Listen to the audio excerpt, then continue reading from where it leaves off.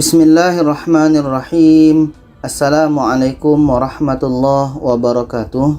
Hukum nun mati dan tanwin. Hukum nun mati dan tanwin. Tapi sebelumnya kita akan bahas apa itu yang dimaksud dengan nun mati dan juga tanwin. Teman-teman sekalian, nun mati adalah nun yang tidak berharokat. Biasanya di atasnya ada tanda bulat seperti bulan sabit ataupun bulat sempurna. Jadi kalau tidak berharokat berarti namanya nun sukun atau nun mati. Adapun yang dimaksud dengan tanwin adalah nun sukun yang berada di akhir kata, ada dalam pelafalannya namun tidak ada dalam penulisannya. Jadi dapat kita ibaratkan kalau kita membaca kata masalan sama dengan kata masalan dengan nun sukun di ujungnya. Contoh yang kedua, nuhun dengan tanwin di ujungnya, maka sama dengan juga nuhun dengan nun sukun di ujungnya. Begitupun kata ainin sama dengan kata ainin dengan nun sukun di ujungnya. Jadi pada dasarnya tanwin dan nun sukun itu sama-sama nun sukun. Nah, adapun hukum dalam nun sukun dan tanwin itu ada banyak ya. Ada yang membaginya dengan 4 hukum, ada yang membaginya dengan 5 hukum, ada juga yang 6 hukum. Nah, di sini saya akan membawakannya dengan 6 hukum. Pada dasarnya sih sama aja, yang 4 hukum, yang 5 hukum, yang 6 hukum juga sama. Hanya ya beda-beda segi pandang aja. Teman-teman sekalian, hukum nun sukun dan tanwin ada 6. Yang pertama adalah izhar halki, 2 idgham bil gunnah, 3 izhar mutlak, 4 idgham bila gunnah, 5 iqlab, dan 6 ikhfa hakiki. Nah, biasanya kalau yang pakai 5 hukum itu, izhar mutlaknya itu dijadikan pengecualian dalam hukum idgham bi gunnah. Adapun yang membaginya dengan 4 hukum adalah idgham bi gunnah dan idgham bila gunnah itu disatukan sehingga menjadi 4 hukum. Yang pertama dari hukum nun sukun dan tanwin adalah izhar halki. Izhar halki adalah nun sukun atau tanwin bertemu dengan hamzah, ha, ain, ha, ghain, dan kho. Adapun cara membacanya adalah membaca nun sukun sesuai dengan makhraj dan sifatnya. Perlu teman-teman ketahui bahwa izhar itu merupakan hukum dasar dari setiap hukum. Artinya pada dasarnya semua huruf itu yang disukunkan adalah dibaca izhar. Kemudian kenapa dinamai dengan halki? Karena huruf-huruf izhar di sini makhrajnya adalah dari tenggorokan. Nah, tenggorokan bahasa Arabnya adalah halki gitu ya. Di sini ada contoh dari izhar halki. Yang pertama bertemu dengan hamzah. Min ahli, min ahli. 2 nun sukun bertemu dengan ha. Man hajaro, man hajaro. 3 tanwin bertemu dengan ain. Haqqan ala, haqqan ala. 4 nun sukun bertemu dengan ha.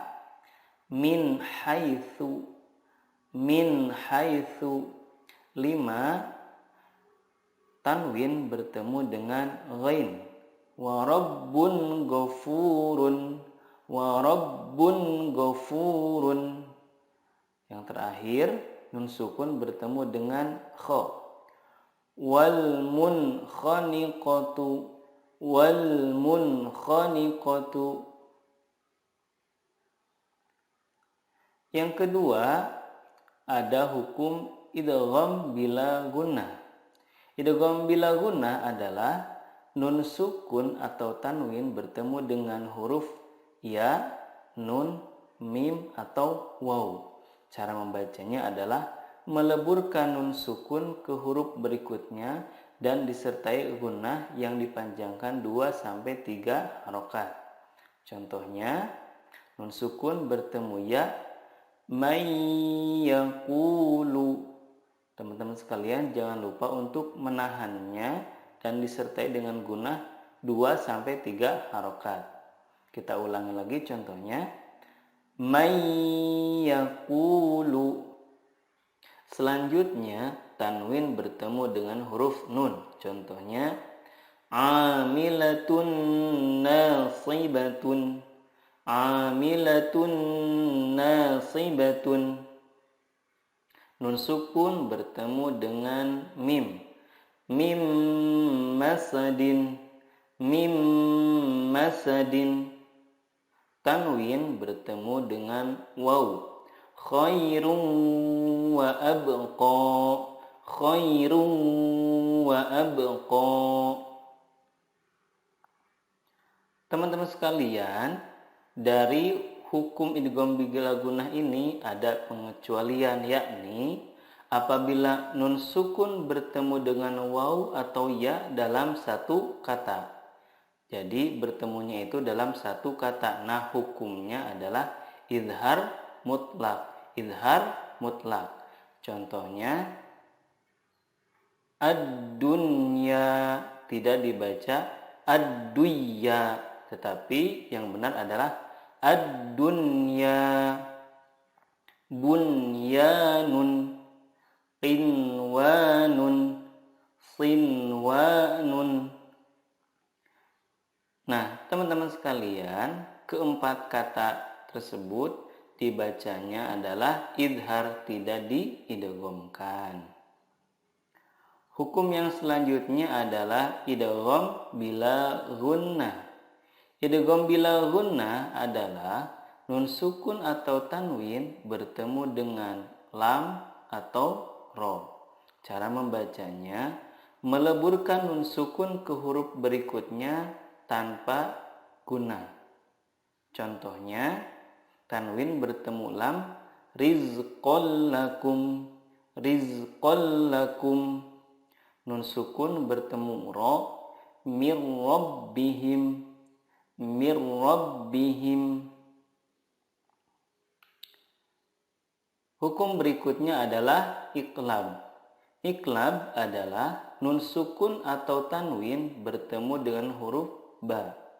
Cara membacanya, mengganti nun sukun dengan mim sukun dan disertai gunnah 2-3 harokat. Contohnya, sami'an basiran. Sami'an basiran.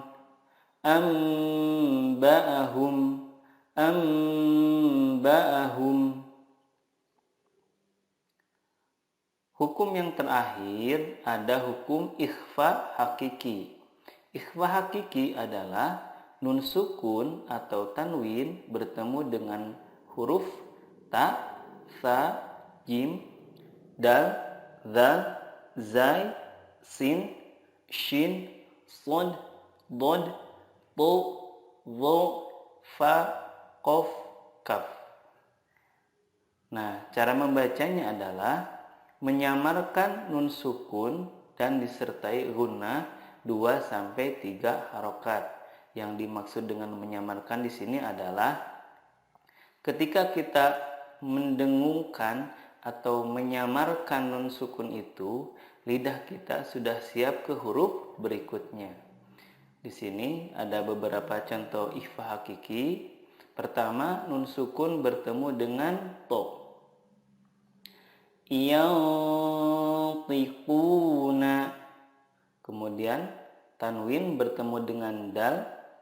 Ma'in dafiqin. Nun sukun bertemu dengan shin. Insya'a. Tanwin bertemu dengan huruf fa. Fahum. Tanwin bertemu dengan jim. Fasabrun jamilun. Nun nun sukun bertemu dengan shad, yansurukum. Nun sukun bertemu dengan kaf, angkana. Nah, teman-teman sekalian, kalau kita simpulkan maka seperti pada tabel berikut ya, hukum nun sukun dan tanwin itu. Pertama ada izhar halki, yang mana hurufnya hamzah, ha, ain, ha, ghain, dan kha. Yang kedua idgham bila gunnah, hurufnya ya, nun, mim, dan waw. Yang ketiga idgham bila gunnah, hurufnya lam dan ra. Nah, syarat idgham bila gunnah dan idgham bi gunnah itu adalah harus berada pada dua kata. Jadi nun sukun atau tanwinnya itu bertemu dengan huruf idgham itu dalam dua kata atau berbeda katanya. Kemudian hukum berikutnya ada izhar mutlak, yakni bertemu dengan ya dan waw dalam satu kata. Hukum yang kelima ada iqlab, hurufnya cuma satu yaitu ba.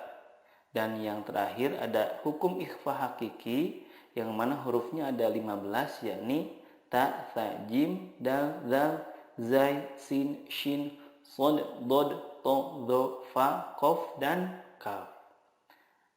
Itulah teman-teman sekalian sekilas pembahasan tentang hukum nun mati dan juga tanwin. Semoga bermanfaat. Wassalamualaikum warahmatullahi wabarakatuh.